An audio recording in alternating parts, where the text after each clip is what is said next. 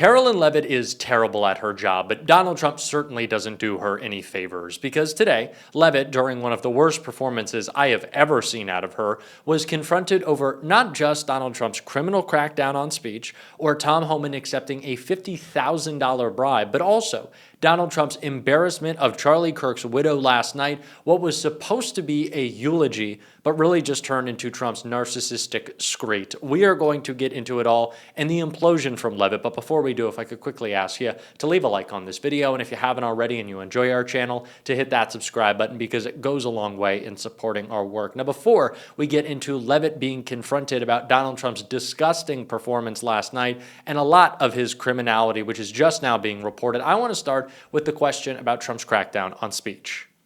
Going back to the president's social media post from over the weekend regarding the DOJ and his seeming frustration that they hadn't taken action quickly enough, I want to point to something that the president said during his inaugural address. Never again will the immense power of the state be weaponized to persecute political opponents. We will not allow that to happen. Is the president going back on his promise? No. In fact, the president is fulfilling his promise to restore a Department of Justice that demands accountability. And it is not weaponizing the Department of Justice to demand accountability for those who weaponized the Department of Justice. And nobody knows what that looks like more than President Trump. We are not going to tolerate gaslighting from anyone in the media or from anyone on the other side who is trying to say that it's the president who is weaponizing the DOJ. It was Joe Biden and his attorney general who weaponized the DOJ. I know her job is to lie, and she does lie. She just doesn't lie well. Donald Trump ran a campaign focused solely on the idea that he was being politically persecuted by the Biden administration, that they had weaponized the DOJ, that they had weaponized the FBI, that they were going after him for being a political opponent.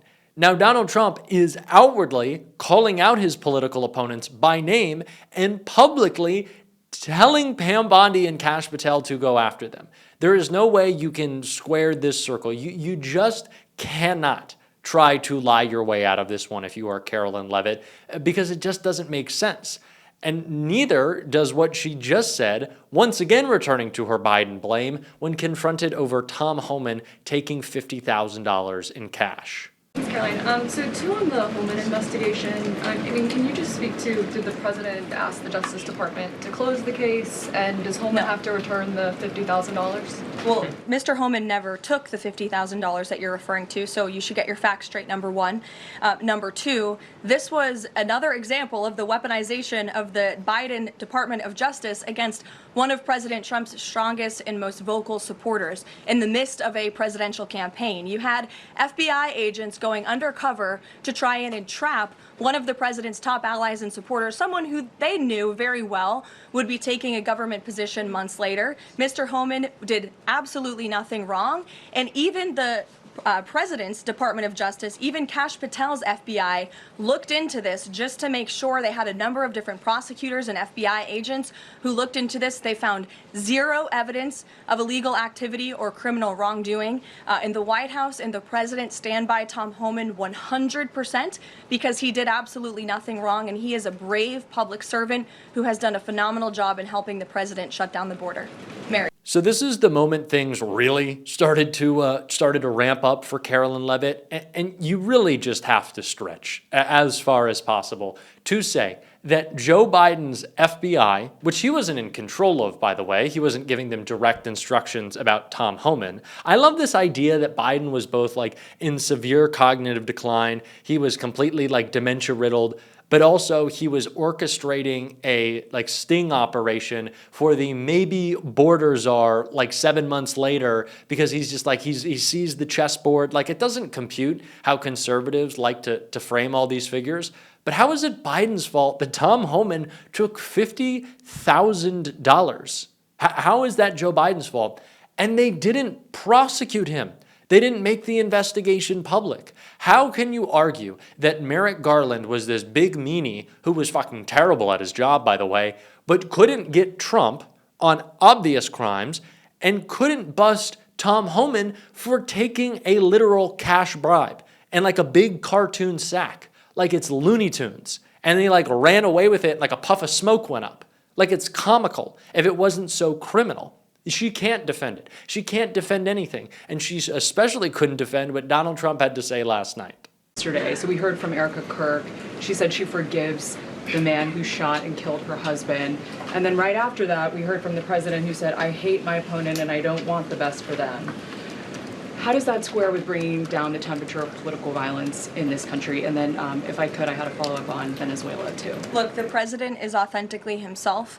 I think that's why millions of Americans across the country love him and support him, including Erica Kirk, who you saw so beautifully was on stage with the president in an unthinkable moment, in the midst of an unthinkable tragedy, and was leaning on the president for support during that time. And he was there to give it to her, as well as the vice president and many other top-ranking cabinet officials. Kayla. Now, I made a video about this so-called memorial, and I feel a lot of different ways. I think I probably should have mentioned that the pyrotechnics, the sparklers at a funeral seemed a little gauche, seemed a little out of place, but I guess that's what these tacky people do. But yes, Donald Trump did embarrass Charlie Kirk's widow, and Donald Trump doesn't care that he embarrassed Charlie Kirk's widow because he probably doesn't know who that was. He probably went on stage and was like, oh, Karoline, your makeup looks a little different. All blonde women are the same. Because his brain is broken, and it was also always that way.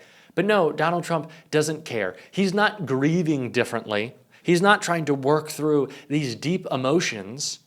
He's just trying to exploit this, and he does hate us. He makes that very clear. These people are not good faith they're not operating in good faith, and we should stop acting like they are, especially with an insane question like this from a woman whose makeup, I know I shouldn't say this because it's not the most important part, is just as bad as Karoline Leavitt's. I asked the president last night on Air Force One about this pattern of transgender violence we're seeing.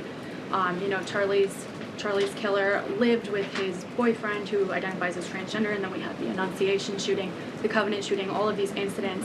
The president said that we're looking into transgender violence. Does that mean the FBI is looking into it? And can you give any more clarity on how the administration is viewing this uptake in specifically transgender violence? It's definitely something worth looking into, and I think anyone who denies that at this point is being willfully ignorant. And the administration is taking it seriously, all causes of violence, and why these people would be driven to such evil. I got to start with this. I'm sorry, girl, if you're going to come after the dolls, like, you can't be looking like that. Like, your hair is terrible. Your makeup is worse. You and Leavitt both look like the Mar-a-Lago Cougars, and you're both under 30.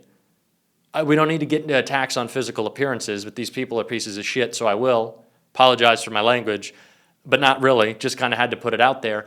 It is willfully ignorant to ignore fake trans violence, which doesn't exist, by the way, but ignoring mass shootings is what then? What is that? Because Republicans have been telling me forever all they can give is thoughts and prayers, but when it's their favorite white supremacist, when it's their favorite fucking bigot, they can show up 300,000 en masse to Arizona on any given Sunday to hold the pyrotechnics funeral. So kids get slaughtered in school, and it's, send out a tweet but move on and distract. Charlie Kirk gets popped, and he used to say horrible things about black women and did to the very end. His last words were trying to spark racial hatred. His last words were gang violence, blowing that dog whistle, which was more like a blowhorn that he used. And then we all show up, then we can all come together, fight back. What is wrong with these people? That's ignorant. That's willfully ignorant. Don't use the word ignorant. That is your movement. That is MAGA, is ignorance. MAGA is willful ignorance. That is the entire point of being in a cult, is that you want to ignore the truth, the reality of the world around you, because you're too damn stupid. And because you hate other people and you lack empathy, a thing that Charlie Kirk said didn't exist, and now it's demanded of us? No! Ugh, I'm disgusted by these people, especially the way they look. I'm sorry. I have to be real. The MAGA makeup, it's a real thing. They got it. Ugh, I don't like it. But again, let's be real here about how honest these people are. They're not.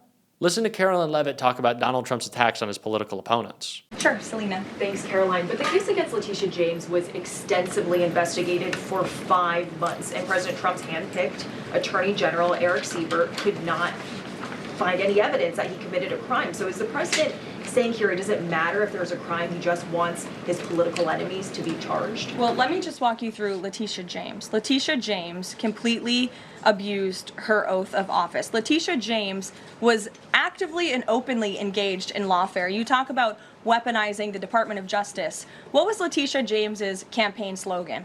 It was prosecute Donald Trump. She was saying she was going to prosecute Donald Trump before she even knew if Donald Trump committed a crime, which of course we did not. Those are not the words of a serious prosecutor. Nick. Thank you, Caroline. Would the president like to see Congress pass a national holiday honoring Charlie Kirk annually? That's an interesting question. I'm sure he wouldn't oppose such a thing. But you can pose that to him yourself next time you get the chance. Sure thing. And to follow up, too, I know the president is honoring Charlie with the Presidential Medal of Freedom. Is there anything else that we don't know of in the works to honor Charlie? Not at this time, but we do look forward to that Medal of Freedom ceremony very soon. Daniel. Thanks, Caroline. The Charlie Kirk national holiday. Now, I unfortunately, because I love y'all so much, and I hope you know that, work every day. But if Charlie Kirk has a national holiday, I will be working twice as hard. I might go like break up like stones. I may go to like a stone yard and just do manual labor all day and be exhausted. I got to get outside and work with my hands. I'll volunteer. That's what I'll do. I'll just find some way to work. Are you serious? Charlie Kirk said Juneteenth shouldn't be a holiday.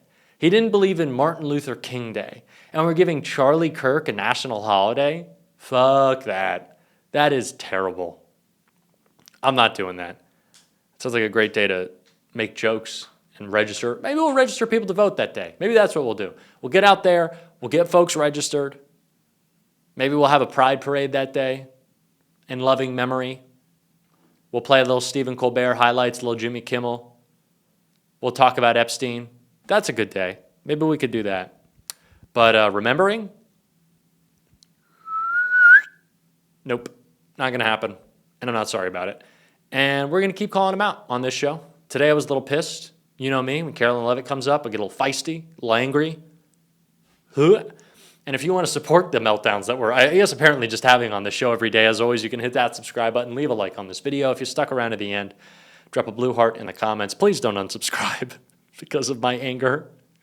But if you want to subscribe somewhere to support the show, you can on my Substack. It'll be linked here and below. Being a paid or free member is a great way to support the show. Keep on fighting. Don't let them silence you. And until next time, I'll see you soon.